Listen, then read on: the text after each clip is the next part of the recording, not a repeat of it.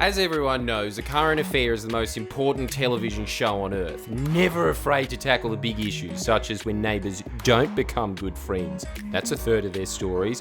Why Coles is mad. That's another third. Just so you never, ever forget, fuck Aldi! I love how lazy their native advertising has become. The only difference between the story and the ad that precedes it for Coles is the change in voice. That's it. The ad's voice is, mincemeat at Coles, $3.99 a kilo. And the ad in the program's voice is more newsy. That's it. Easter sales are now on, and no one has better deals on chocolate than Coles. And of course, the final third of coverage, exposing Dole Bludgers. An entire nation of people sitting on their ass, yelling at some tripper to, get off your ass! Look at this one that popped into my feed. That's right. We all knew this relationship would deteriorate to me being your E-stoner friend saying, rip a cone, you slut. Now, watch this shit. It's no surprise that our beautiful beaches lure visitors from all over the country and the world. See, a few seconds in and I'm already torn. Yes, she's hot, but she also looks like a praying mantis. It confuses my pee-pee. But not that much, though, because I suppose praying mantises are pretty hot for bugs. And if I was the size of a praying mantis, I'd probably go, yes, so nasty. That's a pretty creepy joke, dude. Well, it's not done yet. Let me just see if I can salvage this. And then, when the praying mantis turns around to cut my head off, I'll go, ooh, gotta go to work, Dole. And because I'm that size, I'm assuming my job would be a train driver on one of those little hobby trains. Me. Did I salvage it? It was alright. Sick. Anyway, back to analysing the news. This is what most of us come to the Gold Coast to do. And when you're on holidays here, work is usually the furthest thing from your mind. Furthest? Nah, I can't really talk. I mess up words so much I should change the name of my channel to Male Sandra Sully Reports. Also, as if that's the reason people go to the Gold Coast. The sun? Don't pretend you didn't go to a strip club straight after filming this, mate. Sadly, this young man doesn't have enough money to go to a strip club, and you thought being on the inside of one was a cock tease. Casey says he has the work-life balance sorted. Part-time construction labourer when work is available, whilst living out of his van. When I need to work, I go up to Brisbane or whatever, man. Dude, I know this guy's supposed to be the villain of the story, but it's like Thanos in the Avengers. Is he? Perfectly balanced bomb cunt. I want him to have my money. Surfy Dole Bludgers offer a service to society that philosophy majors could only dream of offering. Cosmic truths, man. What's a more true sentence than what that man just said? At the end of the day... Whatever, man. The Gold Coast currently has 17,000 people receiving the New Start allowance. Well, first off, shout out to the douche sound effect, but... is it really warranted there? Did this guy learn to edit from watching Markian videos? What's Bunnings? It's like a warehouse. What, a warehouse? Yes. If there were 17,000 people on the Dole in a town of 20,000 people like Goulburn and... oh, wait, there is. Yeah, I'd be shocked by that. But the Gold Coast? 540,000 people live there, so 17,000 people on the Dole in a city of that size is like Tommy Little's views on anything. Completely irrelevant. I personally suspected that everyone in the Gold Coast was on some form of welfare. The pension, New Start, the disabled pension for debilitating skin cancer. Yes, soak me in. Beautiful one day, perfect the next. Anything less than 100% Dole penetration on a beach city in Australia is hitting way above par, mate. Obviously, it is a big deal. A lot of money's getting wasted and lost, and not fair to the taxpayer. They're actually doing the work. Dude, why are you interviewing this guy? That's not an expert. That's Damo. Well, they're all these young surfies. That's all they live for, this water. They come in here and book in. I couldn't get a job this week. They're back to the water again, hey? What did that man just say? What the hell is this? SBS? Focus on particular areas which have a higher likelihood of welfare fraud or overpayments. Ugh, Alan Tudge, look at him. You can tell he'd be one of the shittest people on earth to have a conversation with. Probably have a more stimulating chat with someone whose jaw melted off in a chemical fire. You remember this for later.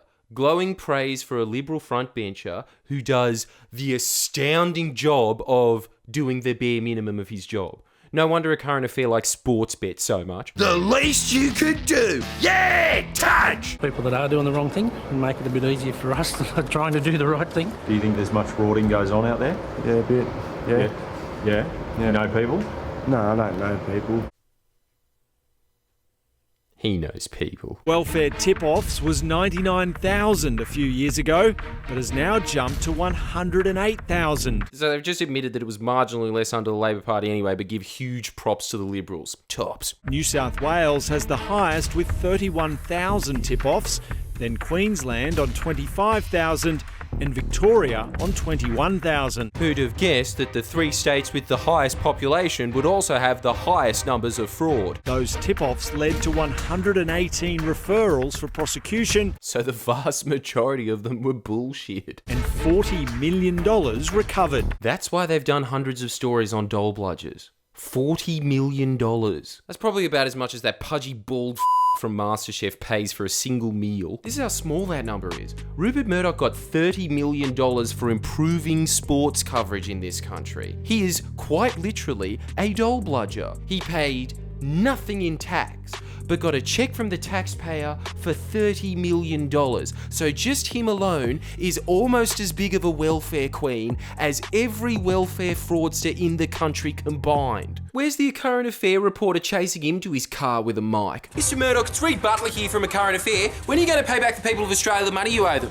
Mr. Murdoch, can I just ask you a question, mate?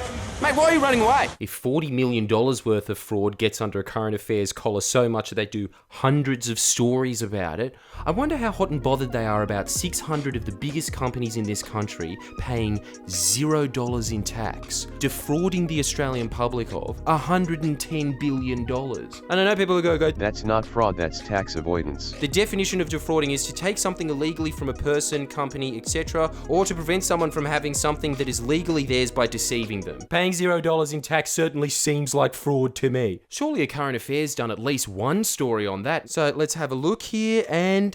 no, fuck all. So let's just do the maths here on A Current Affairs morality. $40 million worth of fraud deserves hundreds of stories.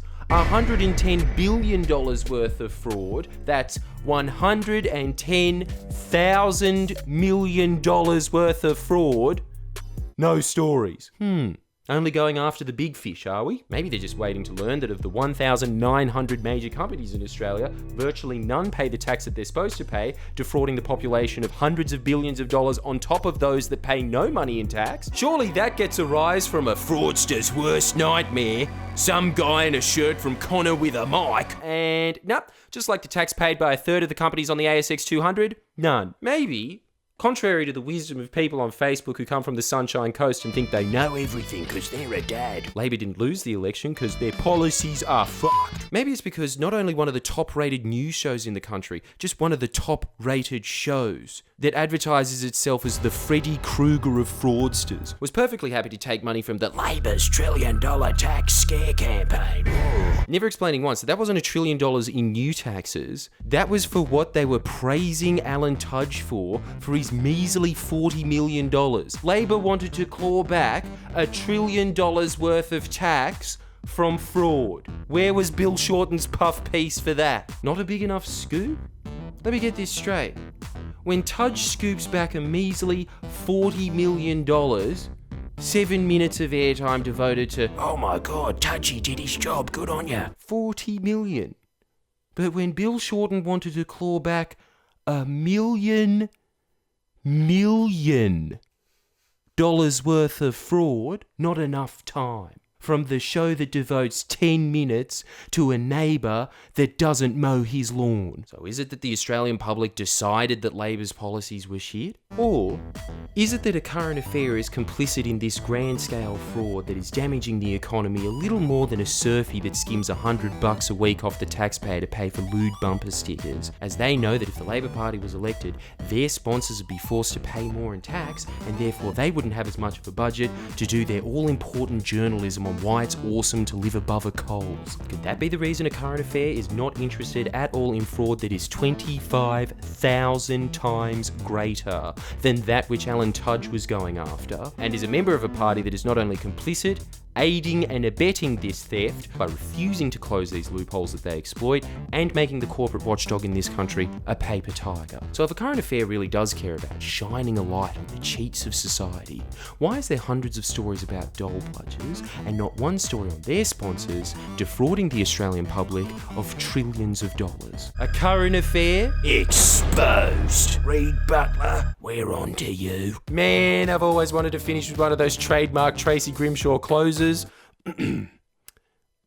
Disgraceful. And if you're watching this on Facebook or YouTube, don't forget to like the video. Please share and comment below. Comment.